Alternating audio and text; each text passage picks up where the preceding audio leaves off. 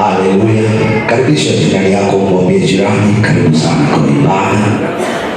Haleluya. Tutaendelea mahali tuliacha asubuhi. I'll be very brief because time is not on our side. By 1:15 nitakuwa nimemaliza. Bwana Yesu asifiwe. So just my special appeal, kama unaweza kuja ibada ya kwanza, hiyo inakuanga loaded than the second service. Are we together? First service I preach bila kuangalia masaa. Bwana Yesu asifiwe. So angalia jirani, mwambie tafadhali usikuje tu mapema. By saa 4 uko hapa. No saa 4, saa 3, si ndio? Ili uweze kubarikiwa vizuri bila haraka. Bwana Yesu asifiwe.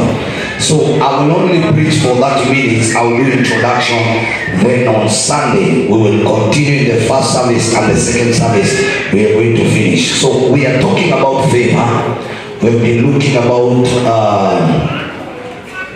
favor. Bwana Yesu asifiwe.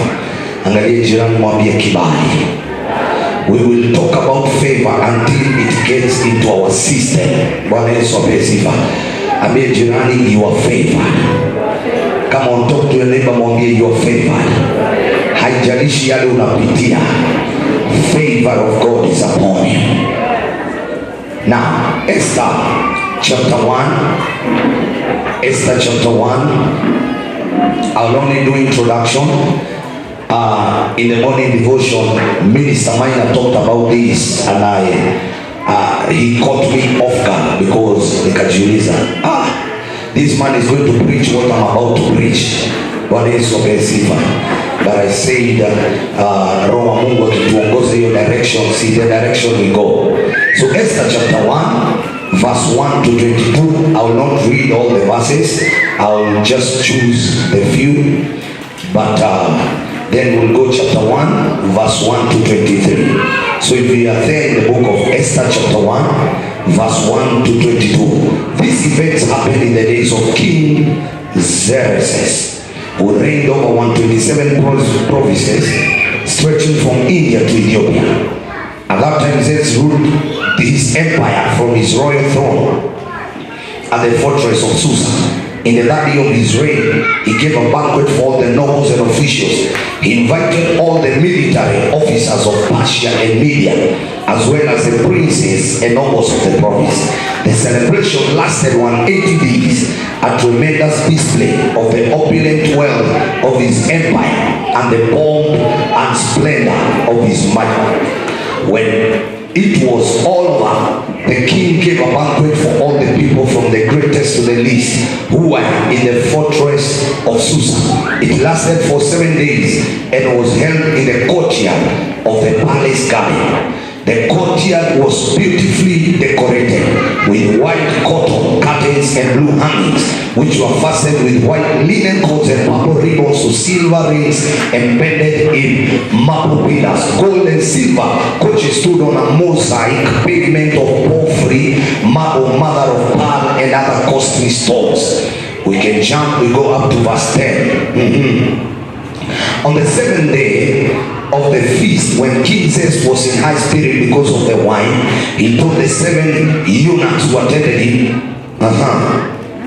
to bring Queen Vashti, verse 11, to him with the royal crown on her head. He wanted the nobles and all the other men to gaze on her beauty, for she was very beautiful, a beautiful woman. But when they conveyed the king's order to Queen Vashti, she refused to come. This made the king furious, and he burned with anger. He immediately consulted with his wise advisors, who knew all the Persians' law custom, for he always asked their advice.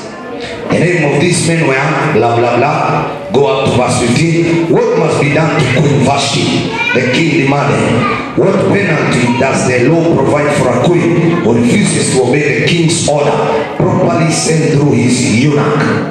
Memunak answered the king and his nobles. Queen Vashti has wronged not only the king, but also the nobles and citizens throughout your empire.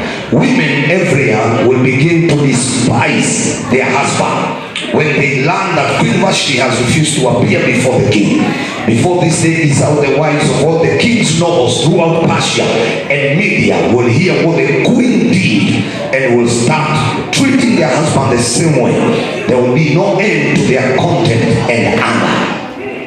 Verse 19, so if it please the king, we suggest that you issue a written decree, a law of the Persian and Medes that cannot be revoked. It should order that Queen Vashti be forever banished from the presence of King Xerxes, and that the king should choose another queen more worthy than she. When this decree is published throughout the king's vast empire, husbands everywhere, whatever their rank, will receive proper respect from their wives. If you're seated next to a wife, tell her, respect your husband properly. Come on. Can you tell her to respect his husband properly? The king and his nobles thought this made good sense, so he followed Nebuchadnezzar's counsel. He sent letters to all part of the empire, to each province in its own script and language, proclaiming that every man should be the ruler. I think there was a problem here. Every man should be the ruler of his own home and should say whatever. Come on, where are men in the house? Men. They should say whatever. What does your version say? Whatever pleases them. Yeah? What does your version say, Kamunya? Whatever should be published. Your version, George? Where are you? Adini, which verse are you reading? 22 of chapter what? Of which book? The last verse says what?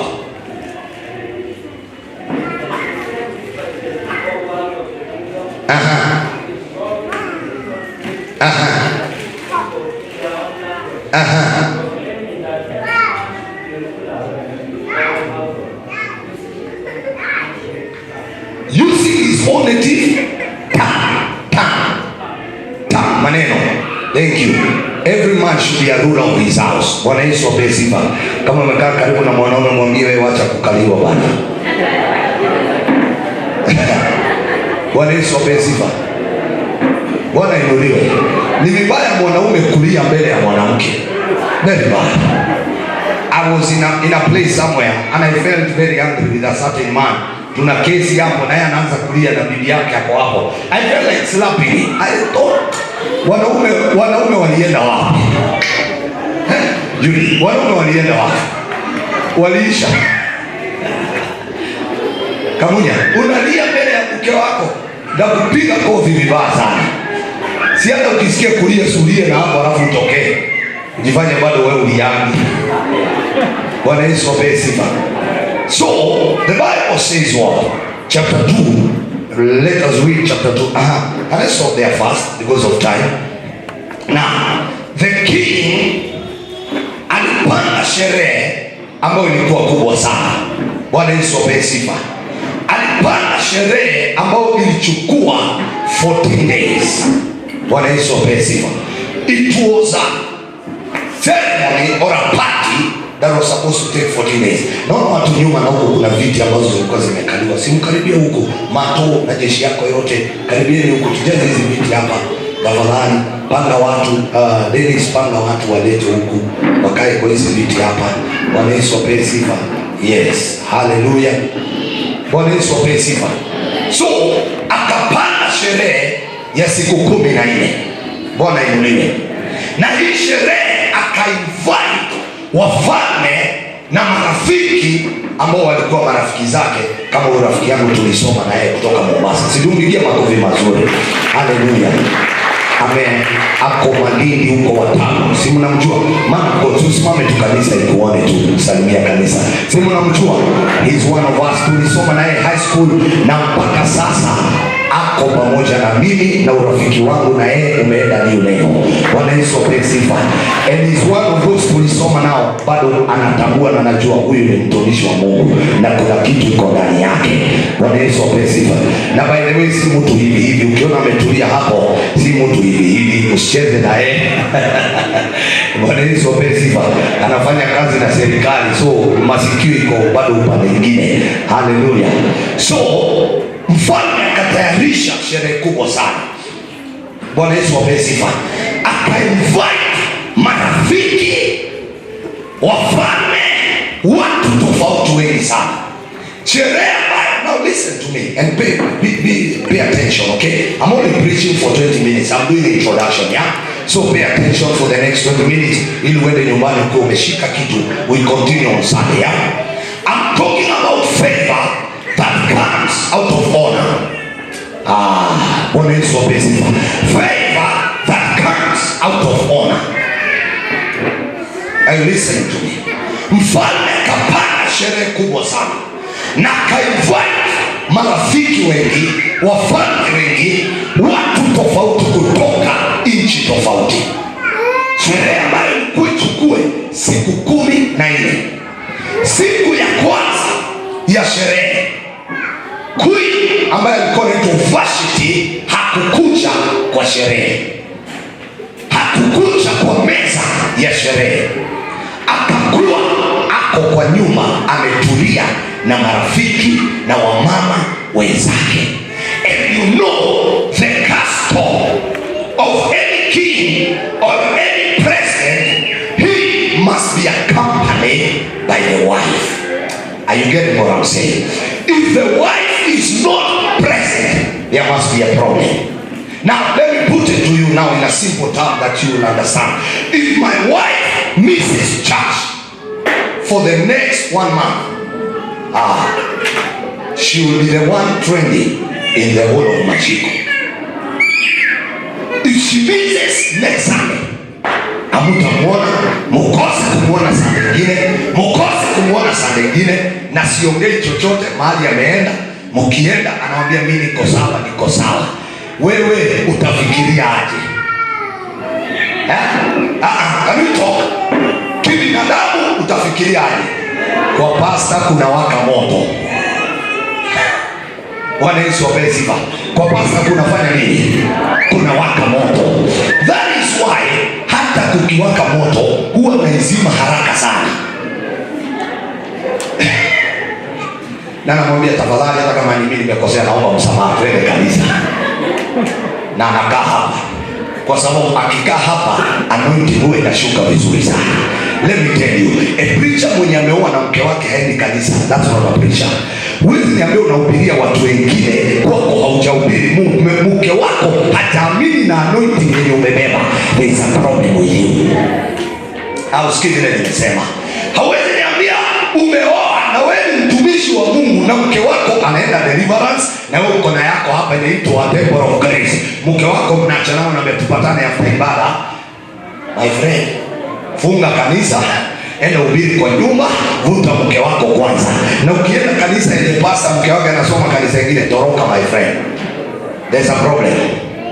That is why I preached to my wife 7 years ago. Na nikaacha kwanza ameamini na anointing yangu. Akiumwa na kichwa namwambia wacha nikuombee. Namuuliza nimeenda? Kabisa umesikia imeenda? Nikaanza kujua kweli niko na anointing. Na yeye akaanza kuona kweli huyu mtu ako na ndani yake. Bwana Yesu apewe sifa. Kwa sababu there is something about a wife and a husband. Bwana Yesu apewe sifa. Na mfalme alipogundua kwa kuna mtu anakosekana kwa hii sherehe ambaye anaitwa Vashti, akauliza where is my wife? Katikati ya mfalme watu wengi wako pale kwa sherehe. Akaita one of the helpers, akawaambia tafadhali fanye hivi, hebu utafute Vashti my queen, eno mwambie akuje kwa sherehe imeshika watu nataka. And you know man, when you marry a beautiful wife, you know, beauty depends on how you saw that woman. Are you getting what I'm saying? Beauty depends on you, Kabunya. Your wife may be beautiful in your eyes, but ugly in my eyes. Sura mbaya kwa macho yangu, lakini kwako she's beautiful. So remain like that and be proud of your wife. That is why men about who know they are men, they will be proud of their wives. Bwana Yesu abesifa. They will walk with them majestically. They will love to sit around them because they are their wives. Lakini kuna watu ambao shida sijui ilitokea wapi. Sijui ilitokea mwanzo. Ulipooa uanza kukutana na marafiki wanakuuliza, na wewe ni macho umefunga ama ni nini? Kutoka hiyo siku. Kwa nini uliona huyu mtu usiku? Kutoka hiyo siku hata mkikuja kanisa unamekisha umekuja mapema. Alafu unamekisha umeingia katikati ya watu ndio asifikirie kukaa karibu na yeye. Wanaenda sio sifa. So ukifika kwa nyuma ndio unamwambia umeshinda aje baby. Lakini huku nje my friend, kwa sababu kuna mtu alikuuliza kwani ulimuona usiku. Bwana Yesu asifiwe. I refuse. Mimi hata wangu acha nikwambie, hata akuwe namna gani nitatembea na yeye usiku na mchana, kwa sababu mimi ndio niliona na nikachagua na nikapenda. Your opinion does not matter about my wife. Am I talking to somebody here? Hata kama anapenda kukula, nitanunulia chakula kule na ashibe vizuri. Shida yako iko wapi? Wachana na yeye wangu. Bwana Yesu asifiwe. Ni wangu.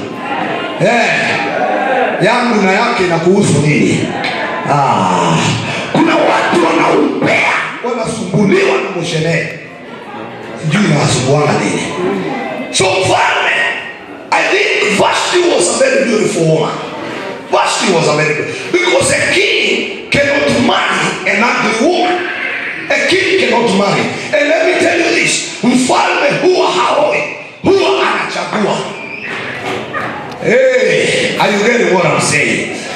Hatafuti, huwa anachaguliwa na watu fulani. Wanakuja wanachagua kama 10.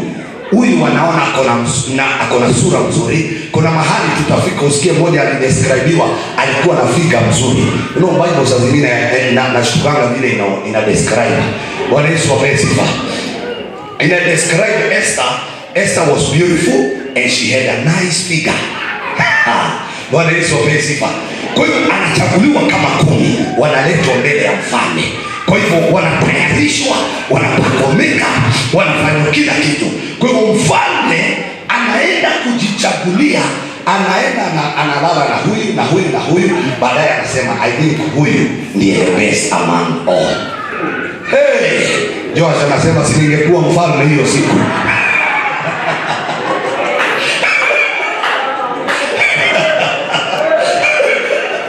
Bwana Yesu asifiwe. Bwana inuliwe. Singekuwa mfalme hiyo siku. Bwana Yesu asifiwe. So akisha chagua anasema huyu ndiye nimechagua. So Vashti alipitia tu the same process ya kuchaguliwa na akakuwa msichana ambaye alikuwa very beautiful. So mfalme akaangalia kona watu wote wako, lakini mke wangu hayuko. Ako wapi? Akaita.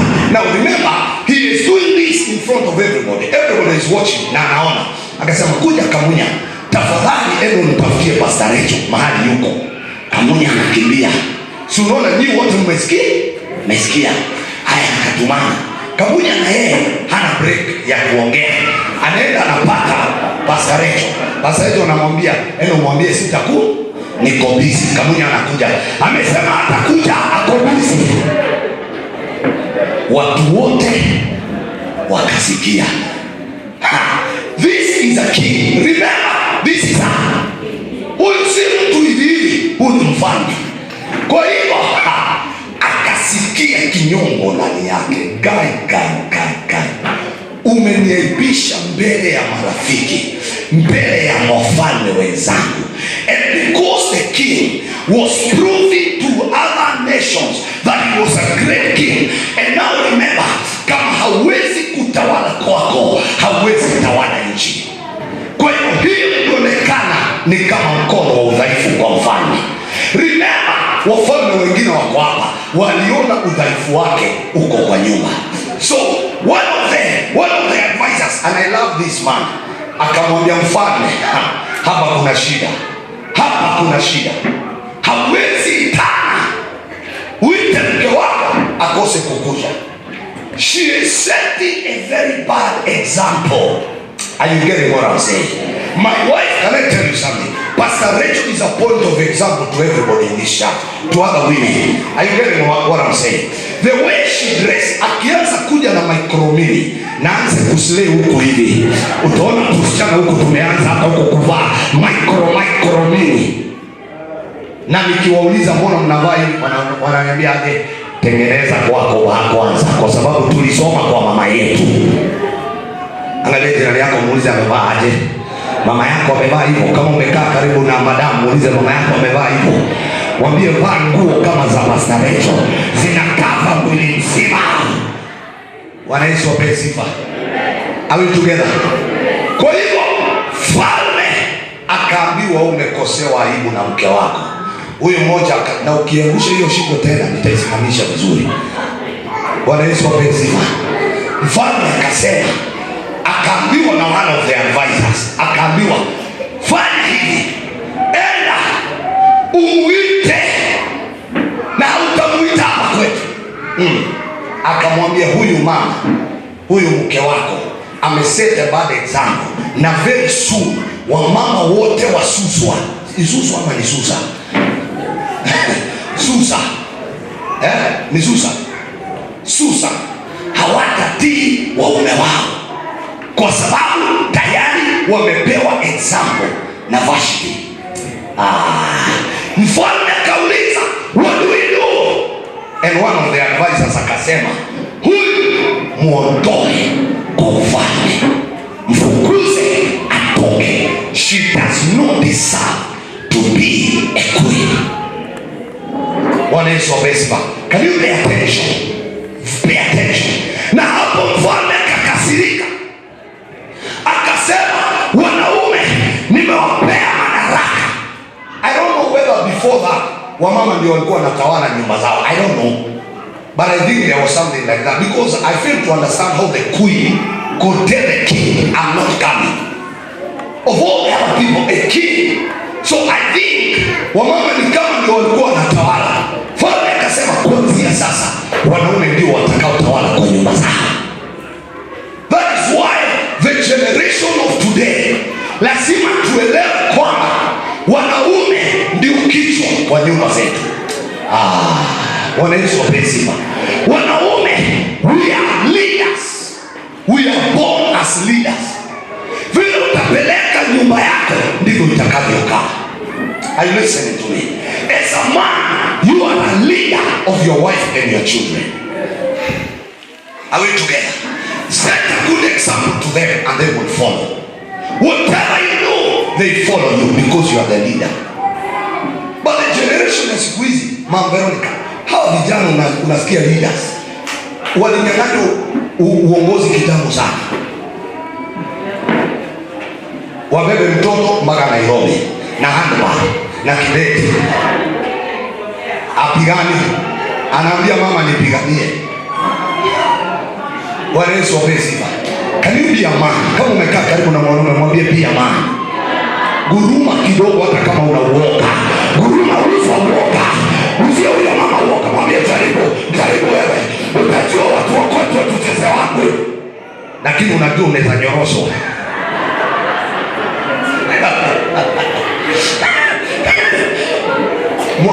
Am I communicating here? Na ndio maana mfalme alijua hapa nisipouza uoga nitaonekana mimi ni mnyonge, na akasema wewe Vashti kwenda. Na Biblia inasema Vashti akafukuzwa katika ufalme, akaondolewa. She woke up a queen, but by the end of the day alibadilika akakuwa mama wa kawaida because of lack of honor. Are you listening to me? Honor. This is a king. This is a king with all the authority and power.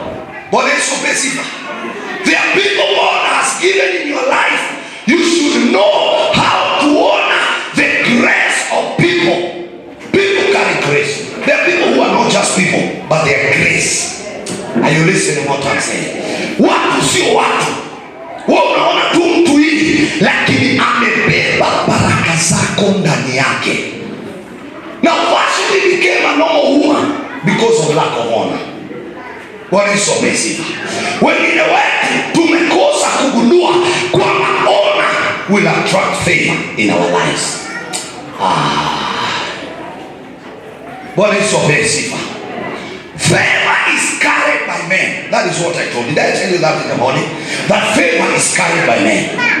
Men are carriers of favor. And when you honor men, they will release favor in your life. And your life will never be the same again. I have never seen a life. Now let me tell you, God will never come from heaven to bless you. He will use a man to bless you. Zakatabushia. God uses men. And that is why when he needed to save man, he sent his only begotten son to die for men. You're not listening what I'm saying. When he needed to save humanity, he sent his only son to come and die for you and me. He did not come himself to die for you. Now, even if you continue praying, God bless me, God bless me, he will not bless you. Your blessings are locked in a man until you know that man and begin to walk in honor with that man, for he carries something that you need. He's a carrier of something that you need. Some of you, when you see me, you just see Pastor James. Some of you depend with how you see me. There's something God has put in my life that you need it. So if you fail to understand that you can get a thing by honor, you will never get it. When I was teaching these young men here in the school of ministry here, I did not charge them even a single coin. Watch my lips. I didn't ask them even a single coin. All the exams I paid with my own money. Everything I taught them. Nilikuwa natoka hapa saa 7 nalala 2 hours, naamuka nakuja maombi, jioni niko nao tena, nalala nawasomesha with my wife. And when we finished, I told them I told them, I don't need anything, but go and look for a sacrificial offering of honor. Put it in an envelope. Come with it here, and I will pray for you. I don't want to talk about that. You need to understand what is honor. When a man speaks and tells you, do this and this, for I want to bless you, you need to be very careful with that season and that time. Be very careful. You will miss your destiny because of ignorance. You're not hearing what I'm saying. When Jacob was about to release a blessing, he told his 2 sons, I need to eat so that I can bless you. He was carrying the blessings of his children inside him. The children could not operate without his father saying something. And there was one son who was smarter, because the mother became smarter and revealed all the secrets of this man to the son. Now come on here, hurry up, go and cook something for your father, because your father is dying, and before he dies, he wants to release a blessing. Now Biblia inasema mama na mtoto akapanda njama. Now listen and watch this. When the father ate, you all know the story. When the father ate, he had nothing, though he was deceived. Mark my word and listen to me very carefully. He was deceived by this woman and the son. They lied to the father that this is the right person to receive the blessings. And the father released a blessing to the son. He thought he was releasing the blessing to who? Come on, talk to me. To who? To Esau. But he was releasing the blessings to Jacob. Why? Because God knows how to exchange destinies. It does not matter the way, but God had purpose that the man to carry the blessings of the father was Jacob. What is so basic? So when you hear a man tell you, do this and this, so so that you come, I bless you. Please, I beg you. I may not be the one. Maybe it is your mother. Amekupigia simu amekuuliza, my son, for so many years sijakuona. Kwani umepotelea wapi? My friend, you need to know and discern and know your mother is about to release something in your life. You need to understand these things of blessings, they don't come by sitting down laughing with your mother. Let me tell you, your mother can be your friend, your father can be your friend, and you miss a blessing that he carries in him. Ile baraka unataka, it is locked in a man. The blessings of Isaac was locked in Abraham. Isaac was nothing without Abraham. Jacob was nothing without Isaac. Oh, my friend, are you getting this? So you need to understand that whatever you need is in a man. And when you know that man, walk in honor to that man. Bwana Yesu apewe sifa.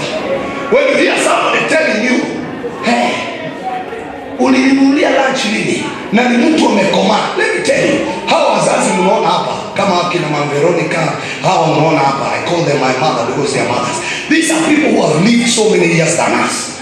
They know and they have seen a lot. Bwana Yesu apewe sifa. When you hear such a mother telling you, my son, where have you been? Miaka mingi sijakuona. Run to your mother. You don't know, maybe siku yake ya kuondoka hapa duniani inakaribia. Kimbia kwake na mwambie, mom, niko hapa. What do you want? Tell me. Whatever you want, if it is within my capacity, I will do it. She knows your ability. He knows your ability. Now let me tell you, when my father was dying, before he died, let me tell you, people who walk with God, they see death before it comes. Old age get people closer to God than a young man. A young man is carried by the things of the world, running after his visions and dreams. Now you tell Mama Veronica aandikwe kazi, anaandikwa na nani? Yeye ana hiyo kazi ya kuandikwa. Yeye anamtafuta Mungu 24 hours. So the more you get old, ukizeeka ukiwa kwa Mungu, huo unamkaribia Mungu kila siku. Kila siku. Lakini kijana kama Kabunya, yeye amesimamishwa kazi, anatafuta kazi huko. Jioni tu ndiye anakuja maombi. Asubuhi, wapi kibarua? Wapi kibarua? Hakuna siku utakutana na Mama Veronica pale Angels amesimama na ngojea Mkorea mchague. Never. Bwana Yesu apewe sifa. So you should understand and know that age comes with a blessing. An aged man or a woman is a carrier of faith that you need. You're not hearing what I'm saying. Bwana Yesu apewe sifa. A servant of God, a man of God is a carrier. Now I can tell you this with no benefit of doubt. You see such a man, he has come from Maliki, from Lama, and anytime he's in Nairobi, he comes here. And he tells me, Pastor, I just want you to bless me with the word. And then he goes. He knows this is not my former schoolmate. There's something about him. There's something about him. And when you honor that anointing, the anointing will work for you. But if you despise, gossip, talk evil about that anointing, even if I lay my hands on you, it will never work. And I can tell you this, there are so many people I have worked with them. Some of them are not here. One of them is coming on 29th of this month. I have worked with them step by step, and they have honored the anointing in my life. I don't ask for money from anyone. I have never called anyone to give me money. Even when I need money, I have never called anyone. But because I walk in the Spirit, and my spirit and them operate together, God will speak to them and tell them, my servants need money, and they will send that money. And I only tell them, God bless you.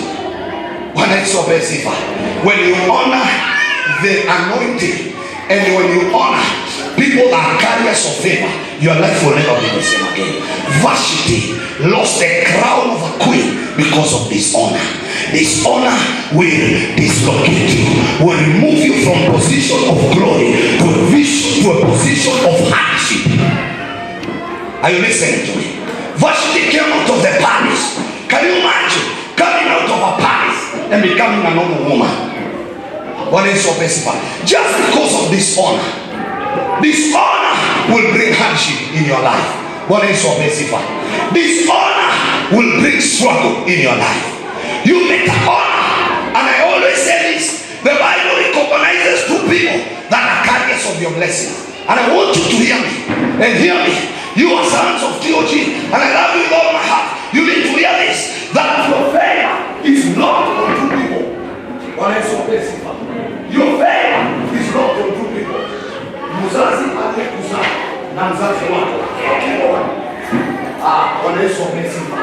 Nasema mzazi aliyekuzaa na mzazi wako wa kiroho. If you want to go far, if you want to go very far in this life, are you listening to me? If you want to go very far, honor yule mzazi alikuzaa, na you honor the man that speaks over your life for blessings. I was telling a young man here in the office, I told him there is one man who has given me problem in this church. So much problem. And when I was praying on last here, God told me release that man from your heart completely. Don't entangle yourself anymore with these issues. I said, God, why, Father? You know I love this young man. I don't need him to go there and be destroyed. God told me, leave him. Because he has no honor in your life. He does not honor you as a pastor. And I told God, okay, I don't fight with God and I don't fight with the Holy Spirit. When he instructs me, I stop. And I told him, okay, Father, no more. And I said, okay, I quit. I took my water, I washed my hands, and I said, I quit. I leave it now to God to deal with him. Let me tell you, if there are people you need to know, they carry your favor, your parents and your parents in the spirit. That is your spiritual parents. And when God, if you're favored in Him to have your mother alive, if you're favored in Him to have your father alive, honor them as long as they are alive. Don't honor them when they die. Listen to me and hear me very well. Don't honor your parents. Don't buy for them an expensive shoe when they die. Don't buy 5,000 suits when they die. Buy for them now. Mahuba Shadaba. Am I talking to somebody? Treat them well now when they are alive. Buy for them nice shoes when they are alive. One of my daughters bought for me a very nice shoes. You see I'm wearing here. A very nice shoes. I was feeling like the anointing is flying all over. And I said, God, thank you. And I say, this one, understand that you don't need to buy, suti ya pastor ni yangu. My friend, when I was alive, if I happen to resurrect that day, I will release a fire on you. Ulikuwa naomba nikufe uninunulie suti. Nunua saa hii. Bwana Yesu asifiwe. Nipeleke kama Josh vile nilipeleka Isili. Akaniambia chagua ile unataka hapa pastor. And I said, this is a son. He knows where to get a blessing. And I selected a nice suit of 7,000 Kenyan shillings. And he paid. Na hana mamilioni ya pesa. He knows how to honor his father. Bwana Yesu asifiwe.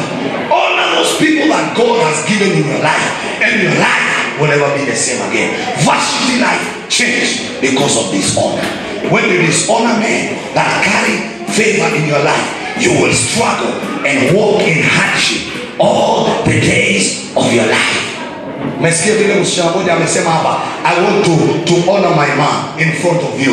All of you have been asking question. That's my mother. Can you appreciate her? She fought. No, I'm not saying you do that. I'm saying what she's saying. She's saying you do what? Did we do that? She commanded us literally. Piga mama yangu makofi. Na kila mtu. What do you think the mother felt? Oh, that's my baby girl. And she felt well for being honored. Wengine wengi wana mama yenu anakuja hapa kanisani hata ukali tumjue. Na mama huko usiende kutoa ushuhuda na kanisa kisha Jacqueline alikuwa amepika chapati kwa hivyo uende kwa nyumba haraka. Wacha tujue mama yako na umtambulishe vile alivyosema this is my mother. Yes, this is my mother. When my late father died, he left me with my mother and I've been walking with her through thick and thin. Tunatembea naye hivi kwa hivi. Bwana Yesu apewe sifa. Because I have no other parent. Kwa hiyo huyu nimeachiwa zile miaka Mungu atatuweka pamoja na yeye, lazima ni make sure nimempatia amani. Sifanyi usiku wake ukue wa kilio. Sifanyi usiku wake akose usingizi. I want her to sleep well, knowing that his son is giving him peace. But when you don't give your parent peace, that's a curse. Wakati mamako analia, hiyo ni laana inakupata immediately. Utajaribu kung'ang'ana hii Nairobi, hakuna kitu utafanya kazi. When you make your pastor cry, when you become a problem to your pastor, that's a curse you're getting. Bwana Yesu apewe sifa. Honor these men, treat them with honor. Out of that, Vashti was chased away out of the palace because of this honor. Now we will talk more on Sunday and see what happened after Vashti left the palace. Nini kili happen on Sunday? Are you ready to come on Sunday? Lift up your hands and tell the Lord, Father, help me to honor. Mwambie Baba nisaidie, niheshimu ambao umeniinulia, wale wa baraka kwangu, wale wamebeba favor na kibali juu yangu. Baba Jehova, help me Father to honor them. Come on, speak a word. Tell the Lord, Father, mahali nilipanda mbegu ambayo si ya heshima, nisamehe Baba. Where I sowed the seed of dishonor, I pray for forgiveness. I pray for forgiveness. Kama naambia Bwana, naomba nisamehe Jehova, mahali nilipanda mbegu ya dishonor. I pray for your mercy. I pray for your mercy. Forgive me Father. Forgive me Lord. I want to honor men that are carriers of my favor. I want to honor men that carry my blessing.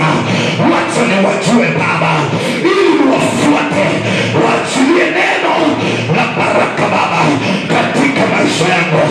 Wacha nijue Baba, nani amebeba baraka yangu, ili nimfuate Baba, anene baraka katika maisha yangu.